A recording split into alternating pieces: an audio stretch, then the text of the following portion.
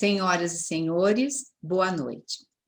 Sou Elizabeth Ponzeto Borriero, moderadora deste painel.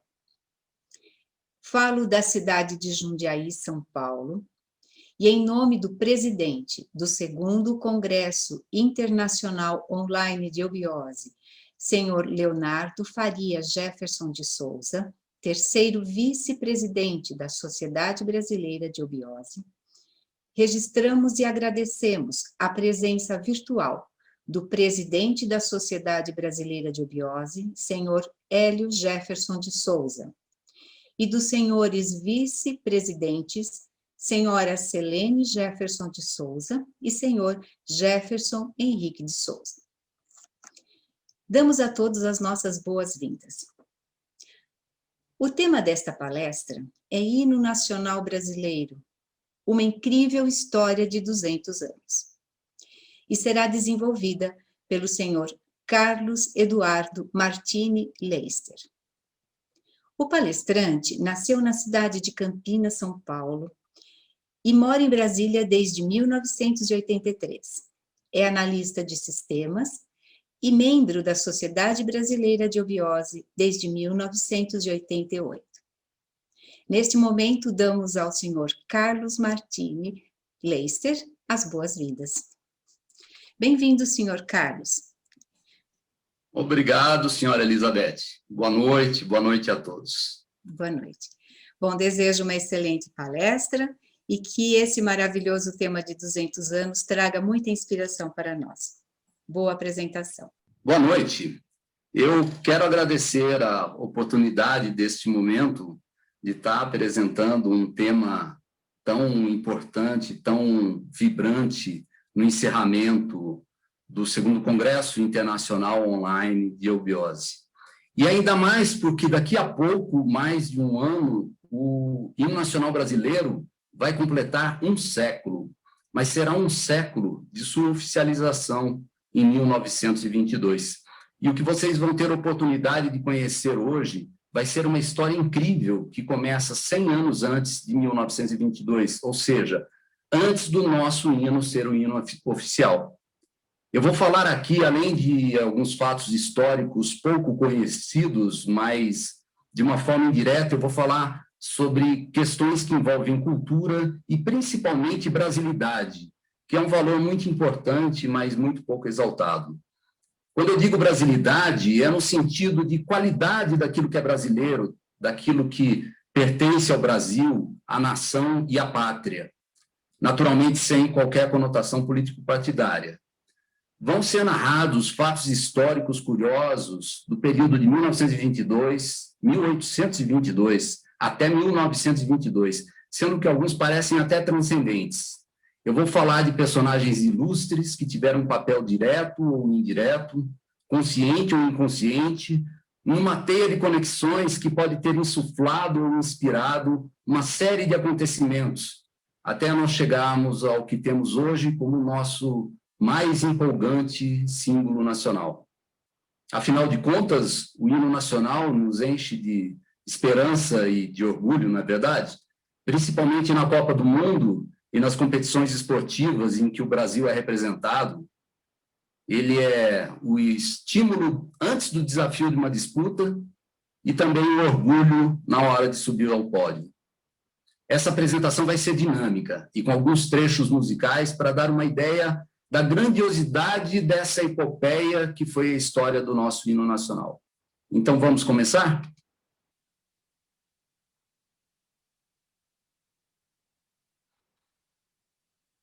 Eu vou falar aqui rapidamente nos próximos slides, é apenas uma base para dar a dimensão daquilo que existe por trás da história que vai ser contada. Eu estou falando de arte, eu estou falando de som e de música. A arte, como um dos ramos do conhecimento humano, é muitas vezes pouco compreendida na sua dimensão mais elevada. Muitas vezes ela é reduzida a simples manifestações que proporcionam entretenimento, divertimento. E eu gosto muito dessa visão do filósofo alemão Jörg Hegel. O mais alto objetivo da arte é o que é comum à religião e à filosofia, tal como estas é um modo de expressão do divino, das necessidades e exigências mais elevadas do espírito. E a música, onde se insere o tema central dessa apresentação, é apenas uma das formas de manifestação da arte, mas talvez uma das mais importantes. Todos nós devemos ter ouvido falar em algum momento sobre o poder do som e da música, como instrumento de magia e de criação, mesmo que seja de uma forma alegórica. No princípio era o verbo, era a palavra, era o som. A Bíblia fala sobre isso, e desde os Vedas, que é o conjunto de ensinamentos base do hinduísmo, considerado um dos livros mais antigos do mundo, que quer dizer conhecimento divino, as referências ao som são de que ele é a matéria-prima do universo e que tudo que existe no cosmos provém dele. Vejam que nós estamos tratando aqui de referências dos livros mais antigos e mais lidos da humanidade, em que o som era a base primordial de toda a criação. E é do Oriente também que vem o conceito de mantra, que seriam os sons que elevam o espírito. Todo som provém de uma vibração, e vibração é uma forma de energia. Essa energia, ela é forte e, ao mesmo tempo, sutil o suficiente para afetar todos os corpos que têm a sua própria vibração, em todos os reinos da natureza. Ela interfere sobre esses corpos, anulando ou potencializando, sejam pensamentos, emoções e até funções biológicas. E isso tudo não é teoria exotérica, mas é comprovado por milhares de estudos e experimentos científicos. A nossa mente, as nossas emoções e o nosso corpo vibram de acordo com os sons ou com as músicas que nós escutamos. A nossa vida é bombardeada e influenciada a todo instante por quem detém esse tipo de conhecimento, que por isso mesmo acaba sendo uma forma de poder. Como música, o som, então, é o veículo sutil ideal, tanto para a libertação como para a escravidão do homem. Ou seja, a música nos afeta profundamente e, às vezes, até mais do que imaginamos. Aqueles que têm estudado os aspectos mais ocultos da música chegaram à conclusão, assim como Platão, em sua obra As Leis, de que a decadência das civilizações também teria a ver com a qualidade da música produzida nessas civilizações. Falando agora sobre música evoluída, sobre ela disse o gênio Beethoven: a música é uma revelação muito mais sublime do que toda sabedoria ou filosofia. Ela é a única introdução incorpórea no mundo superior do saber.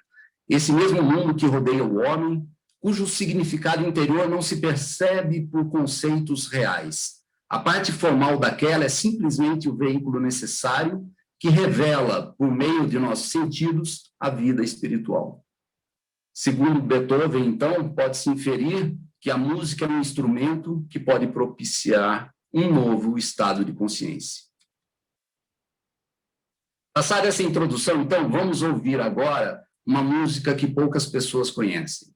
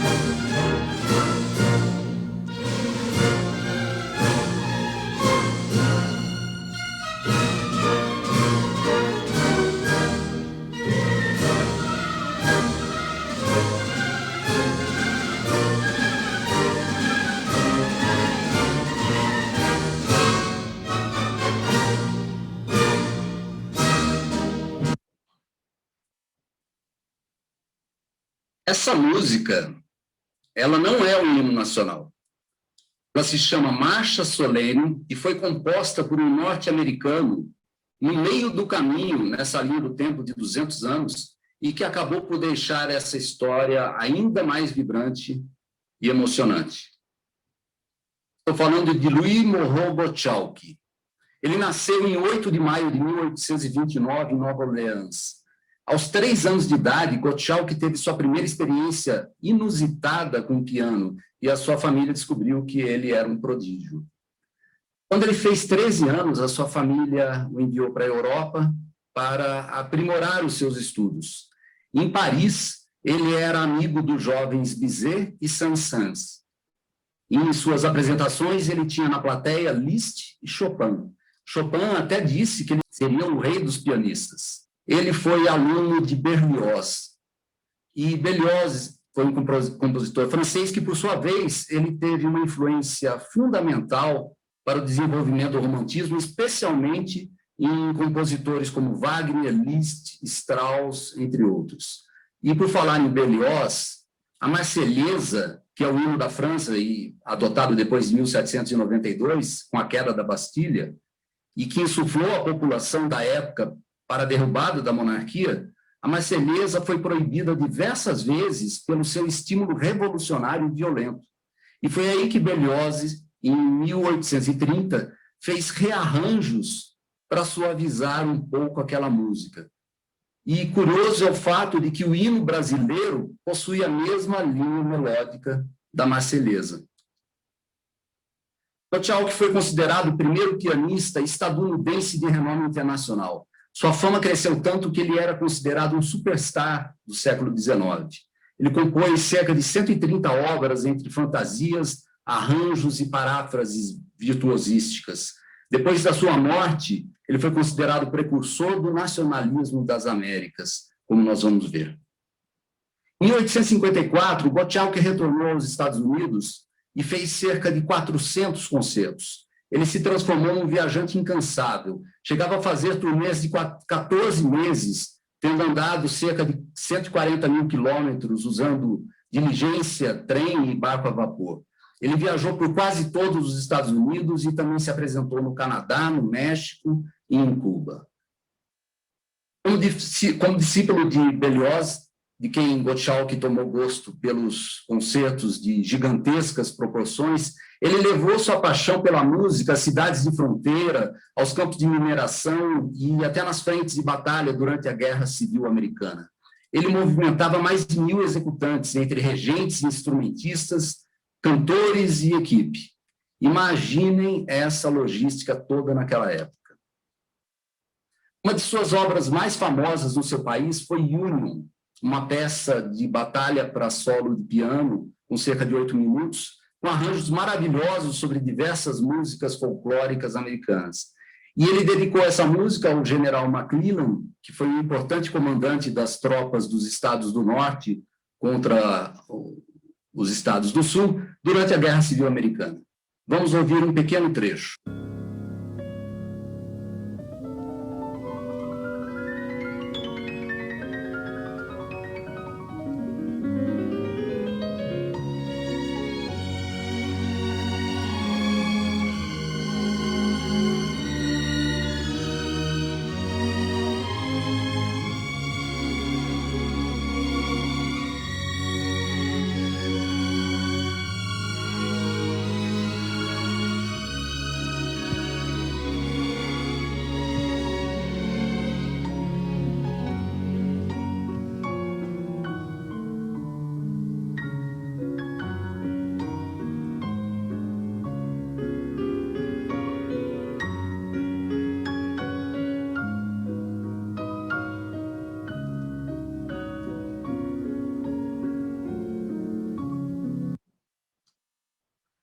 Conhecem essa música?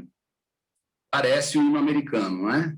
Mas é The Star Spangled Banner, ou A Estrela Reluzindo na Bandeira.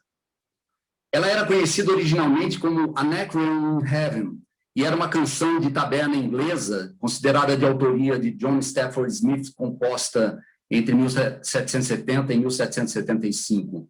Essa música acabou sendo oficializada como hino nacional dos Estados Unidos, mas somente em 3 de março de 1931, até depois do hino brasileiro. Outra música folclórica que existia naquela época, e que Gottschalk incluiu nessa obra Union, foi Yankee Doodle.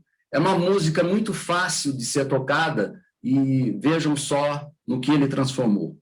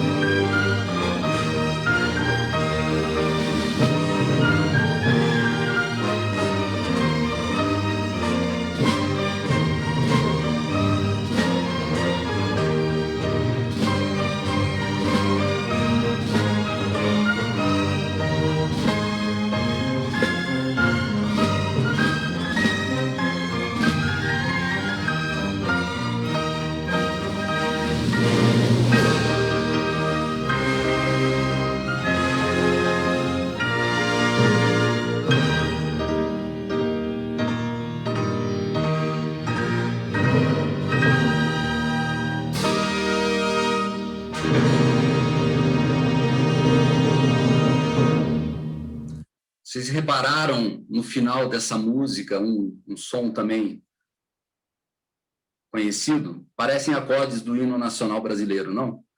Enfim, o que Gottschalk fez com a disseminação dessas obras musicais foi a popularização dessas músicas por todo o país. E com isso ele criou um forte elo cultural sobre as suas representações folclóricas e patrióticas. Gottschalk fez tanto sucesso nos Estados Unidos que, em março de 1864, em Washington, o presidente Abraham Lincoln e a esposa foram ver Gottschalk tocar The Union. 13 meses depois, quando Gottschalk estava numa viagem de navio à Califórnia, chegou a notícia de que Lincoln tinha sido assassinado. Foi uma comoção geral, e em homenagem ao presidente, que tanto marcou a história dos Estados Unidos, Gottschalk se pôs ao piano do restaurante e, na presença de um grande número de passageiros, The Union foi usada como seu epitáfio musical, tocada mais uma vez por Gottschalk. Abraham Lincoln foi o 16º presidente dos Estados Unidos. Ele escreveu e fez 1.400 discursos marcantes e foi responsável pela abolição dos escravos, além de ter liderado as tropas da União contra os estados escravagistas do Sul durante a Guerra de Secessão Americana. Um governo do povo, pelo povo e para o povo é uma das suas célebres frases. Gottschalk tinha um gênio ardente e era dado a romances tempestuosos. Por causa disso, em 1865, ele largou tudo nos Estados Unidos e embarcou de navio para a América do Sul, passando por México, Panamá, Peru, Chile, Argentina e Uruguai. Eu vou agora fazer um parênteses aqui só para falar de Dom Pedro II, que foi um dos mais cultos governantes do mundo em sua época. Ele tinha um grande apreço pelas ciências e pelas artes, e ele era um grande admirador da obra de Wagner e queria trazê-lo ao Brasil. Por isso, em 1857, Dom Pedro II convidou Wagner e ele, então, antecipadamente enviou a Dom Pedro as partituras ricamente encadernadas e autografadas do navio Fantasma, Tannhäuser e Lohengrin. Mas, por uma série de ocorrências, o encontro não aconteceu no Brasil. Depois, em 1876, Dom Pedro II foi para a Alemanha para o primeiro festival de música que foi criado por Wagner, o Festival de Bayreuth, e que existe até hoje. Daí, Dom Pedro II, sabendo então da presença de Gottschalk na Argentina e depois no Uruguai, fez um convite a ele para uma temporada no Rio de Janeiro. E também por conta disso, em 1868, Gottschalk compôs em Montevidéu a Marcha Solene Brasileira, que ele dedicaria ao imperador. foi aquela primeira música que nós ouvimos. E o seu objetivo, o de Gottschalk, também era o de incrementar o caráter nobre e heróico da melodia inspiradíssima de Francisco Manuel da Silva, por quem Gottschalk tinha muita admiração. Gottschalk desembarcou no Rio 2 dias depois de completar 40 anos. Dom Pedro II, quando o recebeu pela primeira vez no palácio, fez questão de apresentá-lo à imperatriz Teresa Cristina e também à sua filha, a princesa Isabel. Elas estavam ansiosas por conhecer Gottschalk, já que elas apreciavam muito de suas obras. E sobre essas visitas, Gottschalk escreveu numa de suas cartas que um dia o imperador teve um grande bate-papo com ele de umas 2 horas e falaram de política, viagens, sobre os Estados Unidos, a música do futuro, sobre maneiras e costumes e até sobre espiritualismo. O primeiro concerto de Gottschalk foi no dia 3 de junho e foi um sucesso total. Na época, a capital do Brasil tinha uma população de 230 mil pessoas e, segundo os historiadores, uma intensa vida musical. As apresentações de Gottschalk, elas ocorreram no Teatro Lírico Fluminense, no Campo de Santana, na Praça da República, em frente onde é a Central do Brasil. Lá havia sido o palco de aclamação de Dom Pedro I e viria a ser da Proclamação da República. Tinha uma capacidade para 5 mil pessoas. E numa carta a um amigo de Boston, Gottschalk conta: minhas apresentações aqui são um verdadeiro furore. As entradas estão esgotadas com 8 dias de antecedência. O imperador, a família imperial e a corte ainda não perderam um só de meus concertos. Sua Majestade me tem recebido diversas vezes em palácio. O grande oriente da maçonaria me ofereceu uma recepção solene. O entusiasmo com que tenho sido recebido aqui é indescritível. No último concerto, fui coroado em cena pelos artistas do Rio. O Gottschalk não chegou a comentar em cartas, mas existem também os registros em revistas e jornais que circulavam nessa época, que exaltavam o Gottschalk por tudo o que ele estava fazendo e principalmente por seus esplêndidos arranjos sobre o hino nacional brasileiro. Nessa época, Gottschalk acabou também compondo a Grande Fantasia Triunfal, que é uma obra também baseada no hino original de Francisco Manuel da Silva e que foi dedicada à princesa Isabel. Em 1888, quando a princesa Isabel estava substituindo o imperador, que estava numa viagem à Europa, o que ela fez? Assinou a Lei Áurea, acabando com a escravidão no Brasil. Percebam que semelhança interessante que teve com o presidente dos Estados Unidos, Abraham Lincoln, 5 anos antes. Lembram que Gottschalk tocou para ele uma música e que tinha também arranjos sobre o futuro hino nacional americano? São coincidências interessantes. O primeiro concerto monstro de Gottschalk no Brasil foi no Teatro Lírico, após um dilúvio que alagou o Rio de Janeiro, mas mesmo assim ele lotou o teatro. Ele usou 16 pianos e 31 pianistas tocando juntos. A partir daí, pelo sucesso imediato, Dom Pedro II deu a Gottschalk a jurisdição total sobre as bandas do Exército, da Marinha e da Guarda Nacional. E daí surgiu um projeto ainda mais ambicioso, um outro concerto monstro.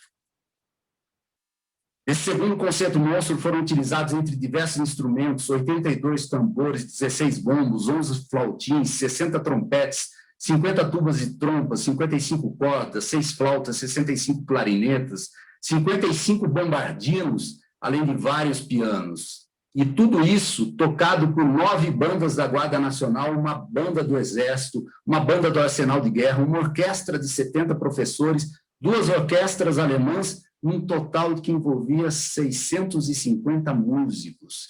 Imaginem isso há 150 anos atrás, além dos ensaios durante o dia. Gottschalk passou noites e noites com 11 copistas escrevendo e distribuindo as partituras. Em 24 de novembro de 1869, aconteceu o maior espetáculo que o Rio de Janeiro já tinha visto. No grande finale daquele concerto, Gottschalk executou a Marcha Solene Brasileira, aquela que ele havia composto no Uruguai, que nós ouvimos no início, né? Que foi dedicada nesse dia ao imperador Dom Pedro II. Nessa obra, Gottschalk utilizou pela primeira vez o espetacular efeito de salvas de canhão, e com isso ele se antecipou em 13 anos à célebre música Abertura 1812 de Tchaikovsky, que na verdade só foi feita em 1882. E foi um sucesso tão estrondoso, literalmente, que ela teve que ser bisada. E 2 dias depois ele foi intimado a apresentar o mesmo concerto. Só que em agosto, Gottschalk teve febre amarela. E mesmo assim ele não parava de correr como um louco de quartel em quartel organizando os concertos. E no dia do novo concerto, em 26 de novembro, Gottschalk estava no piano tocando uma de suas obras favoritas, a Opus 60 Morte, quando teve um colapso em pleno palco, desmaiou, foi internado e diagnosticado com infecção por uma apendicite. E semanas depois, em 18 de 69, Gottschalk não resistiu e morreu. O Rio de Janeiro teve, então, o maior e o mais comovente enterro de sua história, com a população tomando as ruas da cidade e acompanhando o féretro. A imprensa da época comentava que moços e moças, ninguém escondia suas lágrimas, como se chorassem por um irmão caríssimo. E o mais curioso desse fato foi que, no mesmo dia, exatamente 4 anos antes, tinha morrido Francisco Manuel da Silva, que foi em quem Gottschalk se inspirou para compor as suas obras de maior sucesso antes de morrer. Marcha Solene e a Grande Fantasia Triunfal, que é considerada uma das mais empolgantes exaltações musicais de brasilidade. Muito tempo depois, a imprensa ainda relembrava o impacto daquele dia triste. Bom, agora entramos na parte da história brasileira sobre o hino nacional. Eu digo brasileira porque nessa parte serão mostrados os personagens que são estudados na história do Brasil, conforme nós aprendemos na escola. Começamos por Dom Pedro I. Em 1821, o príncipe Dom Pedro compôs a letra e a música do hino imperial constitucional, que foi tocado quando foram juradas as bases da Constituição. Esse hino foi depois nomeado Hino da Carta e era cantado tanto em Portugal como no Brasil. E ele se transformou no hino português de 1834 a 1910, quando então Portugal se tornou república. Em 1824, Dom Pedro compôs a música do hino da Independência com letra de Evaristo da Veiga. E quando chegou a República, o hino da Independência foi banido completamente dos atos oficiais, porque ele tinha sido escrito pelo primeiro imperador. E só em 1922, nas festas comemorativas do centenário da Independência, é que o hino voltou a ser tocado, mas não era exatamente a mesma música de Dom Pedro, da forma como ele tinha escrito. E na época, Getúlio Vargas, era a época de Getúlio Vargas, e o ministro que conhecia essa irregularidade criou uma comissão coordenada pelo maestro Heitor Villa-Lobos para recompor os hinos da pátria de acordo com os originais. E assim ressurgiu o nosso também lindo e belo hino da Independência. Aqui nós falamos de Dom Pedro como músico e compositor. Só que nessa mesma época existia Francisco Manuel da Silva. Ele foi aluno do padre José Maurício Nunes Garcia, que era diretor do Instituto Nacional de Música e que foi considerado um dos maiores compositores das Américas do seu tempo. Em 1822, Francisco Manuel da Silva compôs um hino em homenagem à independência do Brasil.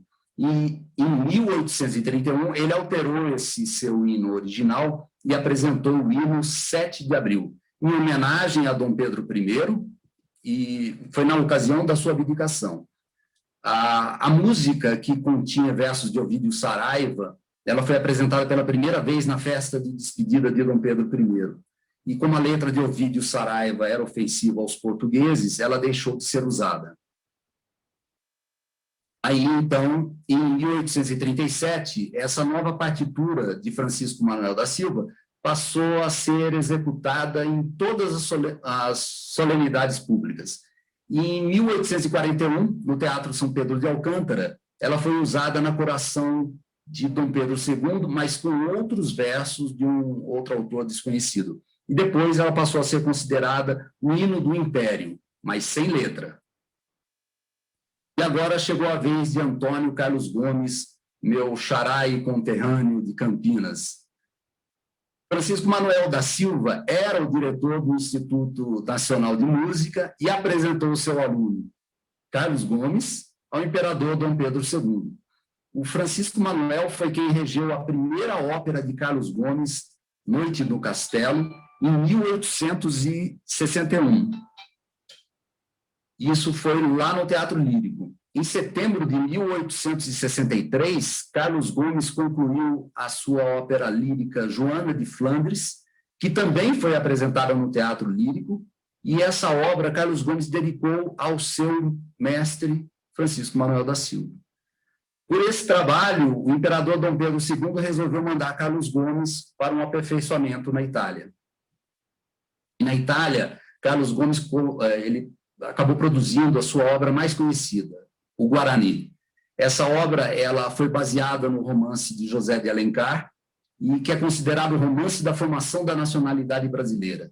O Guarani ele estreou em março de 1870 no Teatro Scala de Milão. Vamos ouvir aqui a protofonia ou a abertura dessa música.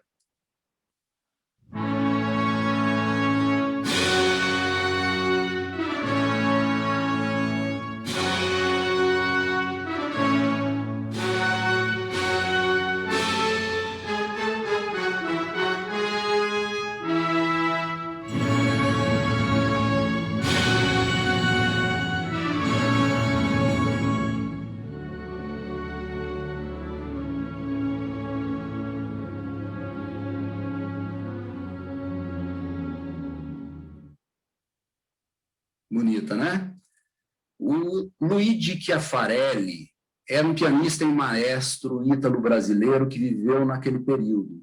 E ele fez uma vez uma palestra afirmando que a protofonia do Guarani atingia a alma de todos os brasileiros, de velho monarquista ou de jovem republicano, e de uma maneira tal que tanto a Marselhesa quanto o hino a Garibaldi não conseguiam fazer a seus respectivos povos.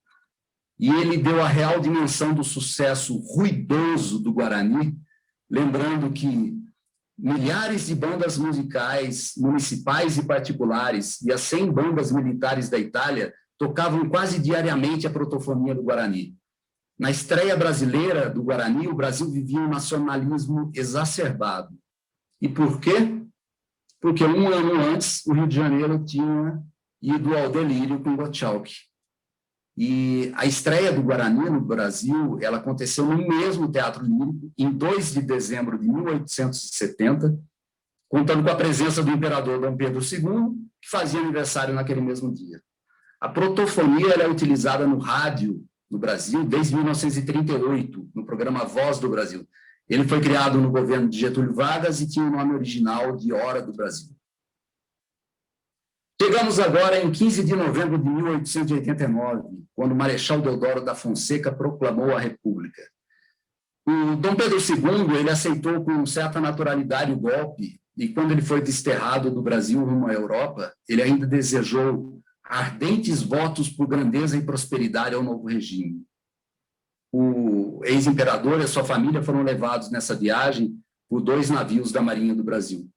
E o que acontece normalmente durante uma troca de regime de governo?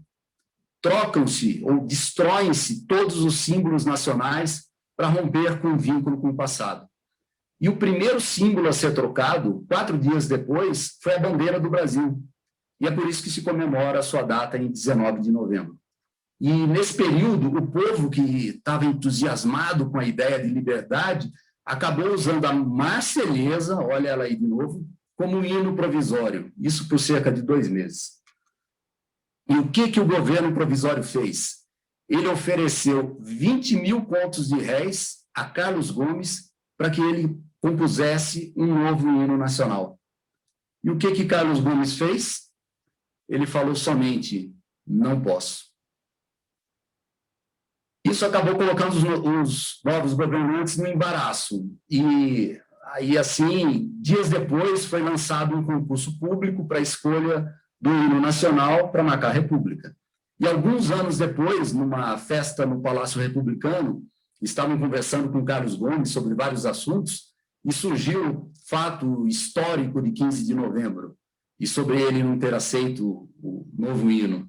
E aí Carlos Gomes respondeu: se não fosse o imperador, eu não seria Carlos Gomes. Em 15 de janeiro de 1890, quando os navios da Marinha retornaram da viagem que havia levado Dom Pedro II para o exílio em Portugal, os oficiais, os marinheiros e todo o resto do contingente da Marinha foram saudar o seu ministro no Clube Naval e de lá foram saudar o novo governo e saíram marchando pelas ruas da cidade até o Palácio do Itamaraty. Lá já estavam aguardando os outros oficiais generais de terra e mar. Enfim, e todos esses acontecimentos deixaram as ruas agitadas e o povo correu atrás, saudando a Marinha, para ver o que acontecia. Só que tinha uma preocupação muito grande na população. Corria um boato, uma fake news da época, de que a Marinha fosse monarquista e de que Dom Pedro II estava aguardando no navio o momento certo de retomar o poder. Bom, mas daí, de uma janela do palácio, o major Cezedelo Correia enalteceu os heróis de 15 de novembro e disse em nome do povo, do Exército e da Marinha que aclamava Deodoro generalíssimo, Benjamin Constant general e Van den Kolk vice-almirante. E aí o major pediu, então, que o antigo hino nacional fosse considerado como da pátria, porque ele nunca tinha sido da monarquia e nem do ex-imperador. O Marechal Deodoro aceitou e Benjamin Constant, em nome do governo, ele declarou que o hino nacional seria conservado como da nação brasileira. Aí no interior do salão as pessoas aplaudiram e as bandas de música que estavam no saguão do palácio começaram a tocar o hino nacional. Só que os soldados apresentaram armas e do lado de fora dos muros do palácio começaram os sussurros, apreensão, o início de pânico no meio do povo que queria entender o que estava acontecendo. Eles achavam que a Marinha tinha imposto a restauração da monarquia. Mas aí, depois de tudo esclarecido, os relatos são de que tudo se transformou em emoção e comoção gerais. E assim, o antigo hino nacional acabou sendo acatado como da pátria e a música de Francisco Manuel da Silva acabou tendo a consagração do povo que sentia nela a própria alma do Brasil. Em janeiro de 1890, novamente no Teatro Lírico, só 4 dos 29 hinos inscritos foram selecionados, mas agora para serem escolhidos como o hino da Proclamação da República. Competiram esses compositores e o Leopoldo Miguel foi o vencedor. O seu hino começa com compassos, adivinha do quê? Da Marselhesa. E nessa data também foram oficializados os 2 hinos, o Nacional e o da República, mas só as músicas. Em 1906, depois de muitos debates a respeito da utilização de letras adaptadas em diferentes regiões do Brasil para a música do hino, e que elas não se encaixavam na melodia, o maestro Alberto Nepomuceno, que tinha se tornado o novo diretor do Instituto Nacional de Música, pediu que fosse aberto um novo concurso, mas para a escolha da letra. E como todos nós sabemos, o poeta Joaquim Osório Duque Estrada foi quem escreveu a letra vitoriosa do nosso hino. Isso foi em outubro de 1909. Essa letra não fala de guerra, não fala de tragédia, de sangue, mas avisa que um filho teu não foge à luta e nem teme a própria morte. Ela traz um destaque às belezas naturais da nossa terra, enaltece o sol da liberdade e o sol do novo mundo. E ela fala de amor e de paz no futuro. E por tudo isso, e pela música que exalta essa letra, ela é considerada a mais bela letra de hino nacional do mundo. Somente depois de anos de discussões no Congresso sobre o hino e a letra, em 6 de setembro de 1922, na véspera da comemoração do 1º centenário da independência do Brasil, é que a letra e a música do hino nacional, tal qual temos hoje, foram finalmente oficializados. E agora chegou o momento do nosso grande finale, em que vai ser tocada uma parte da grande fantasia triunfal sobre o hino nacional brasileiro, que foi feita por Gottschalk e dedicado à Princesa Isabel. A música completa ela tem quase 10 minutos, mas nós vamos ouvir um pequeno trecho de 2 minutos. Por isso, relaxem em suas poltronas e sofás e aproveitem.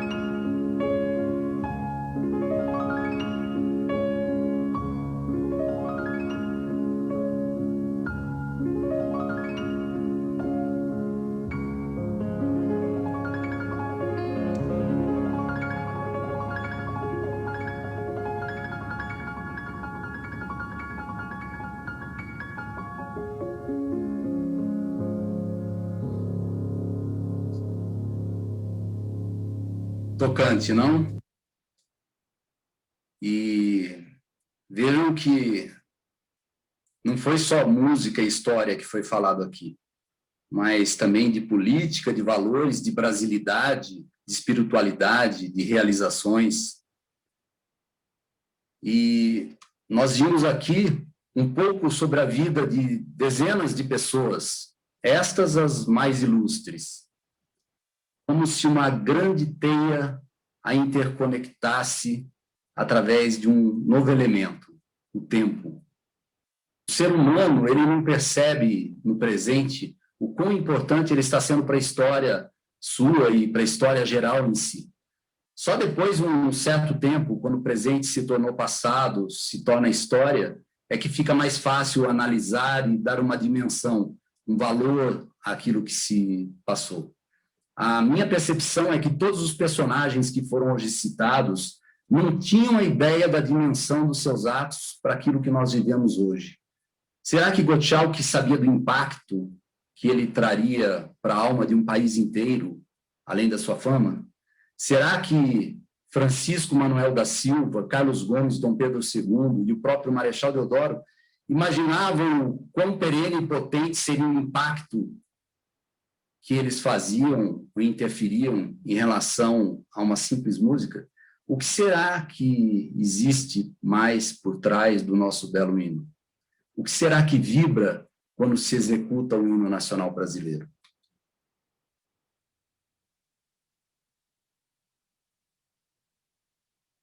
Fato é, nós estamos todos conectados. A natureza está conectada, o universo está conectado. Assim como o ritmo e a melodia de uma música têm que estar em equilíbrio para que haja harmonia, nós também temos que estar em equilíbrio com o nosso eu, com o nosso Deus interior, para vivermos em harmonia com nossa família, com nossos semelhantes, e também para que nós consigamos realizar, não individualmente, mas coletivamente, ações que tragam paz e felicidade. A minha conclusão pessoal, então, que eu tive depois dessas pesquisas todas, e particularmente dessa bela história sobre o hino, é que não importa o tamanho da nossa missão, e às vezes nós nem sabemos qual que é, mas nós não estamos sozinhos. Seja no tempo, seja no espaço, em todos os lugares e até em outras dimensões, existe uma relação de conectividade maior que une todas as intenções, as vontades, as vibrações, as ações, criando uma condição propícia para que as coisas aconteçam no momento mais adequado. Por mais que possam parecer pequenos os nossos atos, eles sempre vão interferir na história de alguém, na vida de alguém. E esse alguém pode estar ligado a uma história ou a um movimento ainda maior. E, em algum momento, tudo isso pode ter um impacto fabuloso.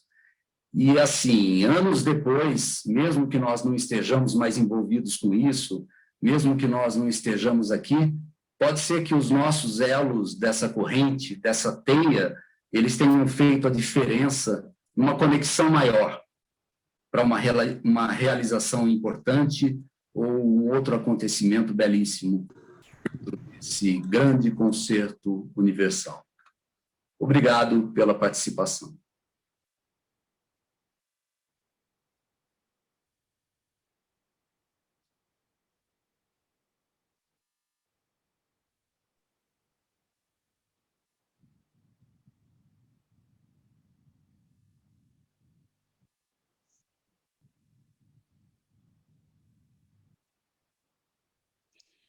Senhor Carlos, parabéns por esta palestra tão tocante.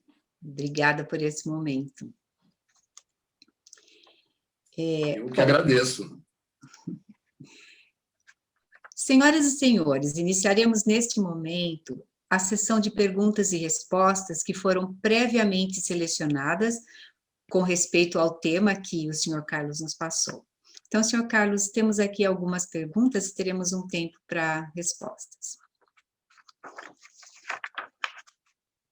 Na sua apresentação, você faz uma linha do tempo, mas ela não é linear e com vários personagens.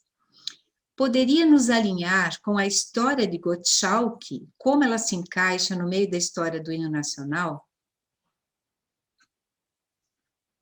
Sim, eu poderia começar de qualquer ponto, embora o normal seria uma ordem cronológica. Mas é que a história de Gottschalk, para mim, é que foi a grande surpresa de toda essa epopeia, como eu costumo chamar. Primeiro porque ele é desconhecido no Brasil. E é do relacionamento dele com outros músicos, com os outros hinos, com os outros personagens, de ter sido ele o precursor do nacionalismo nas Américas, pela música, é daí que começam a aparecer as pontas dessa grande teia de mais de um século de história, né?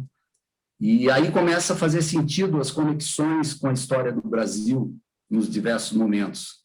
A história do Brasil, dos outros personagens que também foram citados, já é, de certa forma, de conhecimento nosso desde a época da escola, muitas vezes isoladamente, sem todas essas conexões. E a vida de Gottschalk foi uma coisa incrível, desde que ele nasceu.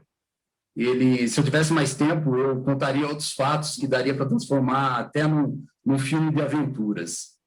E, por tudo isso, eu acho que essa narrativa, começando por ele, acaba valorizando e dando um maior sentido para a história cronológica dos personagens brasileiros, e que também são protagonistas, né, e heróis. Então, foi por isso que eu comecei a apresentação com Gottschalk e usei as músicas dele, porque são belíssimas, porque exaltam vários hinos, antes mesmo de serem hinos oficiais, e para demonstrar o quanto ele impactou as sociedades onde ele se apresentou. Muito bom. Poderia nos dizer de onde surgiu esse seu apaixonado interesse por esse tema? Assim, desde pequeno, quando se aprende o hino e se entende o que ele representa, não dá para deixar de gostar, né? Desde os meus primeiros contatos, ainda em 1983, na Eubiose, eu sempre ouvi falar muito de brasilidade. O professor Henrique José de Souza, que foi o fundador da sociedade, foi um brasileiro nascido em Salvador em 1883, e em toda a sua vida, em seus livros, ele sempre exaltou o Brasil, assim, como sendo um país que tinha um papel especial na história global. inclusive em relação ao ciclo evolucional atual da sociedade. E os seus ensinamentos abrangem a história da humanidade, das religiões, das civilizações, e de uma forma muito profunda, né? Mas também com uma visão de presente e de futuro que, para mim, ela é desafiadora e apaixonante. Ele também sempre exaltou na sua vida, ainda em relação à brasilidade, as questões ligadas aos recursos naturais do Brasil, as riquezas e a importância de se procurar manter um equilíbrio com a natureza, do jeito que a natureza nos ensina, né? O equilíbrio da vida com a natureza. E é claro, a brasilidade para ele também envolvia principalmente o seu povo, a miscigenação das raças, das culturas, da criatividade que existe no Brasil, e sempre mostrando os caminhos para o desenvolvimento do nosso potencial individualmente e como nação. E de forma que eu comecei a ter mais atenção para a brasilidade pelo que eu vivenciei lá na eubiose. Inclusive, a história de Gottschalk, que eu descobri quando eu estava fazendo a preparação da sonoplastia de uma peça teatral que nós estávamos organizando lá com crianças. Foi aí que eu descobri o disco, e era um long play na época, e eu acho que foram esses os estímulos iniciais. Muito bem. Como foi mencionado, o professor Henrique tinha um envolvimento muito profundo com a música. Ele se envolveu com o hino nacional? Com certeza. Esse foi outro fator que me chamou a atenção no início dos meus estudos. O fato do professor Henrique ter incluído acordes do hino nacional em diversas músicas que ele compôs.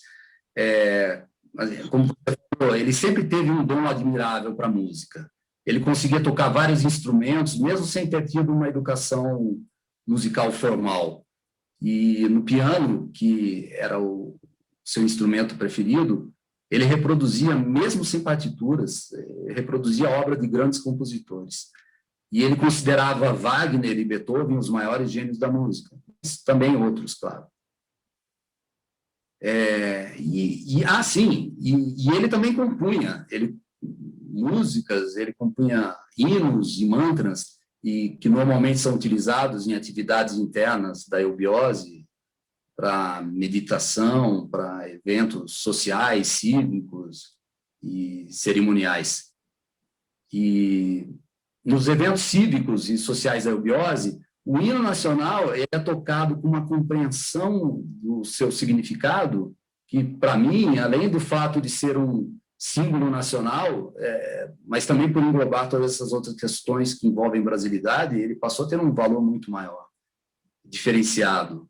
E olha só que coincidência, em toda a história que acabou de ser apresentada, faz nós pensarmos sobre o que haveria por trás do hino nacional, qual que é a magia que acaba mexendo tanto com a gente. E não é que dentre as 4 músicas em que o professor incluiu os acordes do hino, uma delas ainda começa com a protofonia do Guarani e termina com o hino nacional. Ou seja, são Carlos Gomes e Francisco Manuel da Silva, 2 nomes, 2 personagens ligados pela música, pela história, como nós vimos aqui, e eles fizeram o Brasil literalmente vibrar, junto também com o americano Gottschalk, com Joaquim Osório Duque Estrada e tantos outros. E ainda fazem, né? Então, você veja, ainda depois de tudo isso, ainda por cima vem o professor Henrique e faz uma junção disso tudo de uma forma muito marcante, mas também assim, muito sensível, né? Eu acredito que ele já tinha consciência de toda essa história e fez isso para exaltar ainda mais esse sentimento. Muito interessante, porque a música ela é muito presente em toda a humanidade como criadora, não é? Muito interessante. E por isso tem uma pergunta aqui. A história influenciou a música ou a música influenciou a história? Qual a sua opinião? Essa pergunta ela é complexa. Assim, desde que eu comecei a pesquisar esse tema em literatura nacional e estrangeira, são muitas informações, muitos fatos, datas, personagens, enfim. E é preciso primeiro você assimilar tudo isso e começar a puxar fio por fio, para começar a desenhar essa teia, essas conexões e, de repente, chegar a essas hipóteses, né? Eu confesso que eu ainda não parei para fazer isso de uma forma mais estruturada, mas eu diria que a história, alguns personagens, eles idealizaram esse instrumento, esse hino. Ou seja, a história criou um hino, né? E essas pessoas que fizeram isso, talvez eles nem soubessem o quão potente isso pudesse vir a ser, ou talvez sim, não sei. Então, no início de tudo, na gênese do hino, eu entendo que foi a história que influenciou a música. E eu imagino também que o hino, depois de burilado, de amplificado, como foi, ele acabou interferindo na vida das pessoas naquela época. Ou seja, depois disso, aí sim, o hino acabou influenciando essas diversas pessoas, essa população, e isso mudou a história. E, enfim, será que se faltasse apenas um desses personagens que estavam envolvidos, se faltasse um Gottschalk na sua meteórica passagem pelo Brasil, um Carlos Gomes, Dom Pedro II e tantos outros que devem ter, de repente, até atuado ocultamente para viabilizar o hino, será que, se acontecesse isso, se essa teia, essa corrente poderia ter sido quebrada, e daí a história teria sido outra, a nossa história, mesmo hoje, seria outra? Será que o hino hoje continua interferindo na nossa história? Assim, eu não sei, mas é um bom desafio. Eu acho que essa pergunta aí, ela deveria ser feita por cada um que viu essa apresentação. E eu acho que seria um bom tema de meditação até, né? Seria muito interessante também discutir isso daí numa mesa de discussões, ouvindo outras pessoas, opiniões diferentes, outras impressões. Eu acho que tudo isso daí ia ser muito enriquecedor. E, enfim, eu acho que eu vou deixar isso daí anotado para uma próxima oportunidade. Bom, obrigada, senhor Carlos. Se me permita um comentário, lembrando que nossos estudos sempre nos mostram que fomos criados pelo som, somos personas porque somos criados pelo som. Então, eu gostaria de fazer um link com o tema do nosso congresso, que é o novo estado de consciência. E acredito que com o que refletimos hoje sobre o valor de um hino, pode trazer um pouco dessa energia do novo estado de consciência. Ok? Obrigada, então, agradecemos, senhor Carlos. Eu que agradeço a todos, a participação de todos, e espero que tenham gostado. E queria fazer uma sugestão aqui, as pessoas que não conhecem as músicas de Gottschalk ainda, pesquisem no YouTube, porque são músicas fabulosas, muito maiores do que os trechos que nós ouvimos, e eu acho que todos vão gostar, vale a pena. E obrigado mais uma vez. Boa noite. Boa noite, senhor Carlos. Agradecemos pela sua apresentação e esclarecemos a todos que o e-mail do Congresso, coi@eubiose.org.br, estará à disposição de todos que desejarem fazer contato. Agradecemos a atenção e os convidamos para a próxima atividade, que será o encerramento deste congresso. E se você gostou do conteúdo que foi exibido, nos ajude curtindo esse vídeo e se inscrevendo em nosso canal, e assim ativando futuras notificações. Paz, luz, progresso e harmonia de pensamento é o que desejamos a todos vocês. Boa noite.